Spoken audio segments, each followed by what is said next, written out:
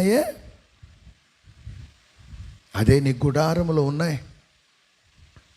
ఒకవేళ నీ దైవజనుడు, నీ తండ్రి అయిన లాబాను, నీ ఆత్మీయ నాయకుడు, నీ ఆత్మీయ సేవకుడు చూడలేకపోవచ్చేమో నీ మీద ఉన్న ప్రేమను బట్టి. ఒకవేళ నువ్వు అడిగితే బాధపడతావేమో అని అడగట్లేదేమో. అమ్మా తలపైకి ఎత్తండి. ఒకవేళ నీవు ఒక ఆత్మీయ కుమారుడిని డైరెక్ట్గా నీ సేవకుడు చూస్తున్నా, నీ దైవజనుడు చూస్తున్నా, వాడు పాపము చేస్తున్నట్లు చూస్తున్నా అడగట్లేదంటే కారణం ఏంటి తెలుసా?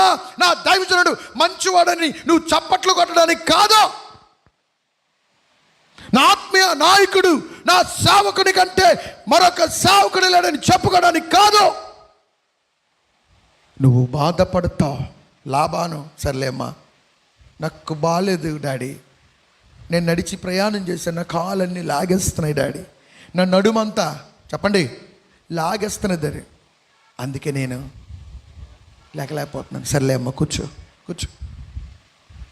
కానీ పైన ఉన్నటువంటి తండ్రిని చూస్తున్నాడా? పైనున్న తండ్రి సమస్తమును కూడా ఏటన్నాడు? చూచుచున్నాడు. పైనున్న తండ్రి ప్రతి ఒక్కడిని కూడా చూస్తున్నాడు, ప్రతి ఒక్క దానిని కూడా గమనిస్తున్నాడు. నీవు ఎక్కడ కనబడినా నా సేవకుడు నన్ను చూడలేదు, నేను చూసానులే కానీ నేను చూడలేదని అనుకుంటున్నా. నేను అన్నీ చూస్తాను, ప్రతి ఒక్కటి ఆలకిస్తాను, కానీ నిన్ను అడగనే కారణం ఏంటి తెలుసా? ఒక తండ్రి ప్రేమ.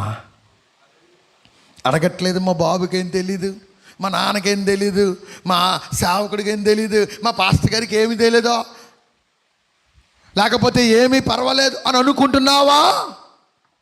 కానీ నేనంటున్నాను, నేను తప్పించబడ్డా, నా దగ్గర తప్పించుకున్నా పైన దేవుడు చూస్తున్నాడు. అదే దేవుడు రాహేల్ని చూచాడు. రాహేలు, నీ గుడారములో ఉన్నది నాకు నచ్చలేదు. రాహేలు, నీ గుడారములో ఉన్నది నాకు నచ్చట్లేదు. నీ పిల్లలు చిన్నపిల్లలైనా నాకు పర్వాలేదు, నీకు మరణం, నీకేటది మరణం, నువ్వు మృతి పొందుతావు.